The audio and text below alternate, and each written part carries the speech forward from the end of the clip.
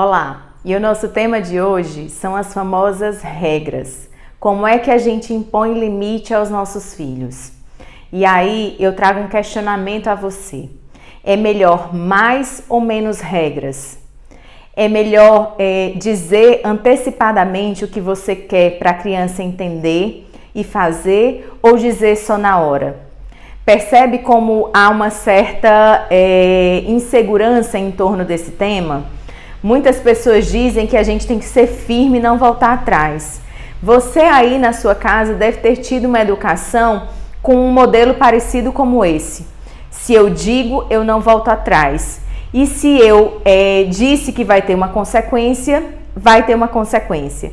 E geralmente a consequência que nós imaginamos é um castigo, é uma palmada. Sempre há uma consequência que amedronte a criança.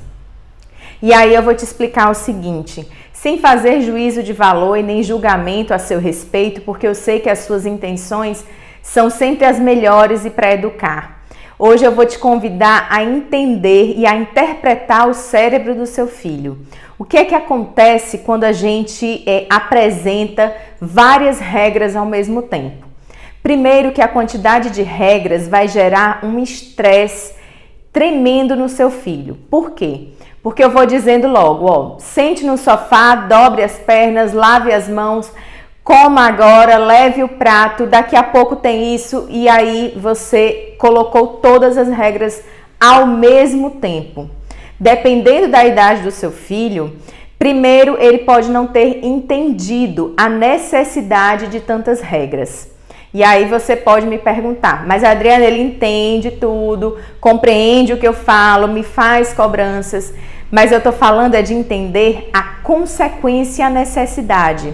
A necessidade, por exemplo, de lavar as mãos, a necessidade, por exemplo, de estar organizando o espaço, a necessidade que é comer naquele momento para depois realizar uma atividade.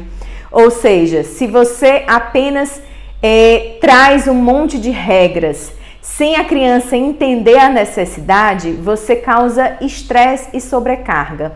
O que é que acontece na maioria das vezes? A gente diz e o nosso filho vai lá e faz exatamente o contrário. E isso ele pode expressar que ele não compreendeu ou que ele está estressado de tantas regras. Mas se você foi educado com essa quantidade de regras e imagina que tudo correu bem, a tendência que você tem é dizer, não, Adriana, você não tem razão. Eu realmente fui educado assim e vai funcionar com o meu filho. Ok, só que as circunstâncias eram diferentes, as necessidades eram outras e a necessidade que o seu filho está te apresentando é uma completamente diferente. Então, o que eu estou querendo te dizer? É que a regra, ela tem que estar associada à necessidade. E uma regra de cada vez.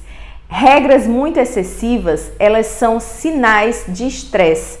Mas aí eu quero que você reflita. Sinais de estresse ou seu ou da sua criança. E isso vai fazer com que ele possa repetir comportamentos que nós consideramos de birra, que é de recusa em obedecer, recusa a entender uma regra, recusa a te ouvir. E aí a regra ela está sinalizando que existe uma relação. Não existe regra se não existir pelo menos duas pessoas envolvidas. A regra existe para harmonizar o nosso dia a dia. E no caso da criança não é para harmonizar o dia a dia, é para dar contorno emocional. O contorno emocional, ele é bem mais importante do que apenas o controle comportamental. Percebem a diferença? Reflitam aí o que é que vocês conseguem realizar em termos de regra e o que é que o seu filho de fato compreende e faz. Isso vai fazer toda a diferença na interpretação da birra.